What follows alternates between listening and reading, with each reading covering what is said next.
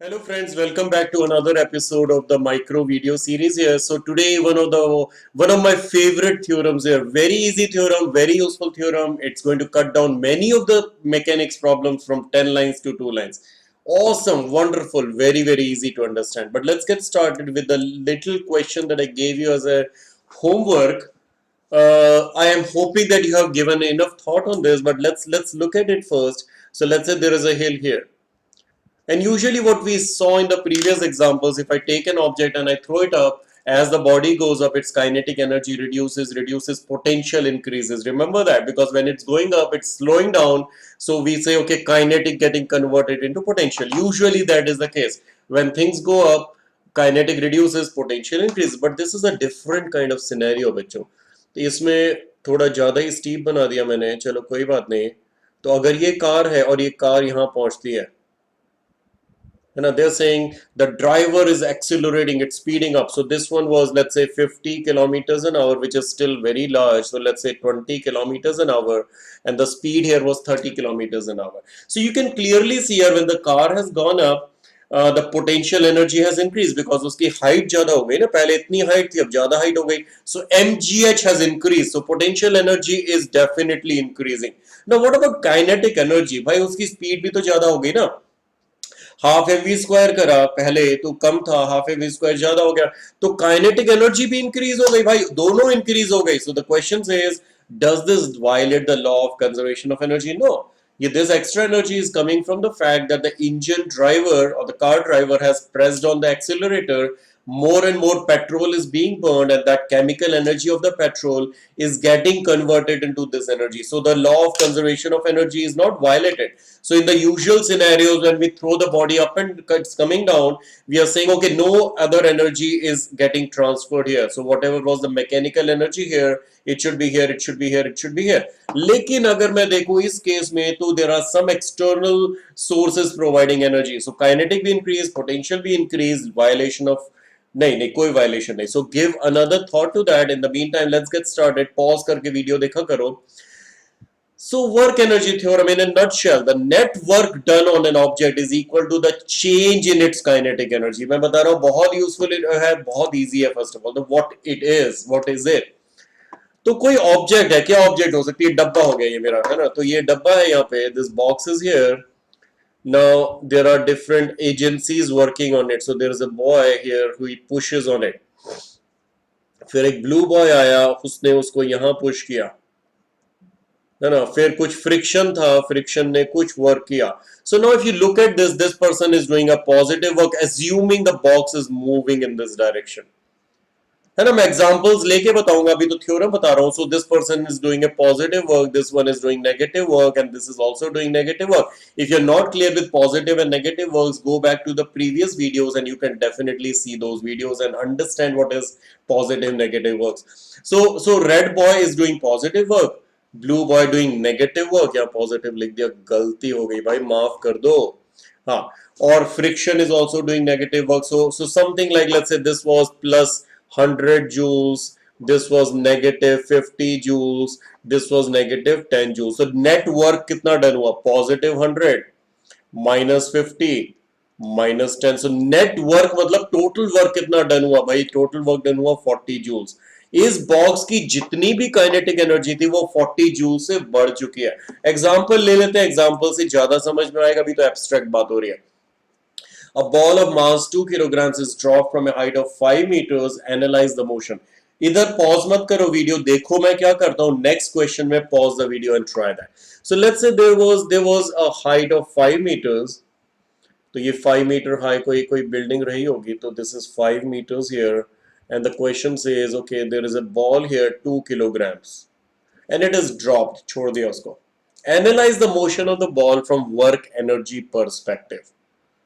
भाई इसको मैंने छोड़ दिया, मैं यहाँ पे खड़ा था, and I drop the ball, so I am out of picture because now I'm folding my hands, I'm just watching the ball, I'm not doing anything. The only agency, the only somebody or something working on the ball throughout the motion is gravitational force. Earth is applying 20 newtons of force. Do you agree? The earth is applying 20 newtons of force while the object moves down 5 meters. तो यार देखो फिर से यार, displacement नीचे है, force नीचे है, so what is the work done? There's only one object that works on it, that is gravity, and the work done is 20 times 5 times cos of 0. अभी cos 0 में काफी स्टूडेंट्स कंफ्यूज होते हैं, भाई फोर्स और displacement के बीच में angle 0 है, तो कितना वर्क डन हुआ? वर्क डन हो गया 100 जूल्स, cos 0 की वैल्यू 1 होती है, तो इसकी काइनेटिक एनर्जी 100 जूल्स इंक्रीज होनी चाहिए। एक बार करके देख लेते हैं यार, डाउट है तो देख लेते हैं। अभी अभी ये सब भूल जाते हैं work energy theorem. We'll go to the SUVAT equations, the very famous kind of analysis there, SUVAT, है ना, थ्री इक्वेशंस ऑफ मोशन। क्या क्या पता है?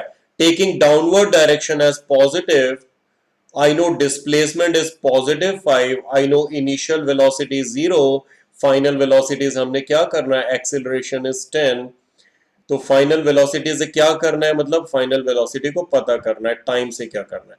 तो मेरे को पता है v square minus u square, so v square minus u square is equal to 2 times acceleration is 10 times displacement is 5, है ना। तो ये कितना आ गया? ये आ गया मेरा 10 10 100, है ना, 100 आ गया।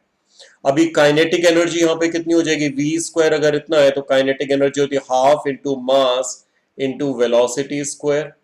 भाई काइनेटिक एनर्जी 100 जूल्स हो गई। ध्यान से देखो, इनिशियली काइनेटिक एनर्जी वो 0, finally kinetic energy is 100 joules, final minus initial is 100। हो रहा है, काम चल रहा है, बढ़िया चल रही है वर्क एनर्जी थ्योरम। इसमें लगा के देखो बेटा, मैं फिर भी बोलूंगा, if you really want to learn, pause the video right away, immediately, right now, pause the video, try this yourself, then return back. Assuming बेटा तुमने मेरी बात मानी, तो करके देख लेते हैं। तो यहां पे एक बॉल को लिया, 2 किलोग्राम्स की बॉल थी, उसको 20 मीटर्स पर सेकंड से फेंका ऊपर। Analyse this. सो बॉल कहीं यहां पे आके स्टॉप हुई होगी, है ना, कहीं पे स्टॉप हो गई, यहां स्टॉप हो गई। तो अगर मैं यहां पे काइनेटिक एनर्जी देखूं, काइनेटिक एनर्जी कितनी है? Kinetic energy is equal to half multiplied by mass multiplied by 20 का स्क्वायर, मतलब कितनी? 400 जूल्स। और यहां पे तो बॉडी स्टॉप हो गई, तो kinetic energy is 0। Change in kinetic energy, भाई चेंज क्या होता है? Change in kinetic energy will be the final kinetic energy minus initial. Final तो 0 है, इनिशियल 400 है, तो यार चेंज इन काइनेटिक एनर्जी कुछ नेगेटिव नंबर आ रहा है, -400 जूल्स। तो इसको एनालाइज करते हैं। अभी बॉल चलना स्टार्ट हुई, during the journey there was only one force that was acting on the ball, and that force was gravitational force which was 20 newtons. 2 kilograms की बॉल है, तो उसपे फोर्स तो 20 न्यूटन्स है। अभी कितना ऊपर गई? फिर से सुवेट इक्वेशंस यूज करेंगे, बोलेंगे SUVAT। अगर अपवर्ड डायरेक्शन को पॉजिटिव मान लूं मैं, तो डिस्प्लेसमेंट मुझे पता करना है, फाइंड लिख देता हूं, है ना, क्योंकि मुझे हाइट पता करनी है, maximum height. Now initial velocity was 20, at the maximum height velocity is 0, so initial velocity 20 positive number है क्योंकि ऊपर पॉजिटिव लिया, फाइनल वेलोसिटी 0, एक्सीलरेशन -10 क्योंकि एक्सीलरेशन तो नीचे होगा।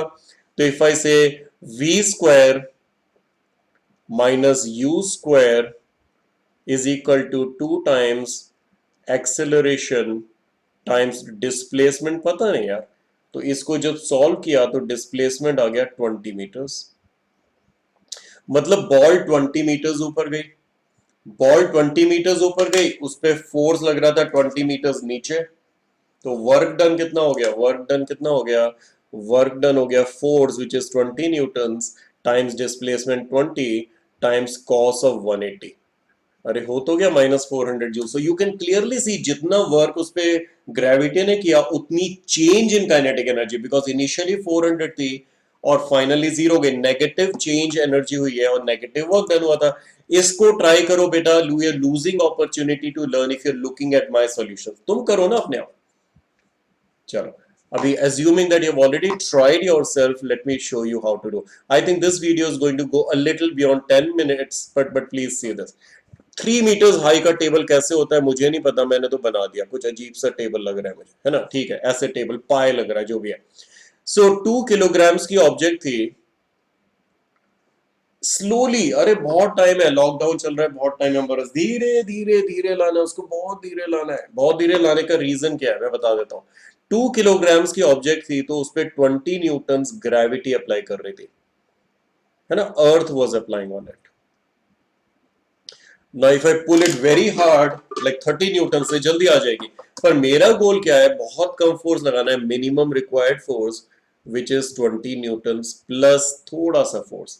लेकिन मैं बोलूंगा ये भी 20 है ना, ऑलमोस्ट 20 है. ये कॉन्सेप्ट एक बार पॉज करके देख लो. सो 20 न्यूटन्स बाय मी. अब दो लोग इस पे काम कर रहे हैं, एक अर्थ और एक मी. डिस्प्लेसमेंट तो ऊपर है 3 मीटर्स. तो वर्क डन बाय मी देखते हैं. Work done by me is equal to मेरा फोर्स ऊपर 20 न्यूटन्स मल्टीप्लाइड बाय 3 मीटर्स का डिस्प्लेसमेंट. डिस्प्लेसमेंट फोर्स एक ही डायरेक्शन में है तो कॉस 0 लगेगा.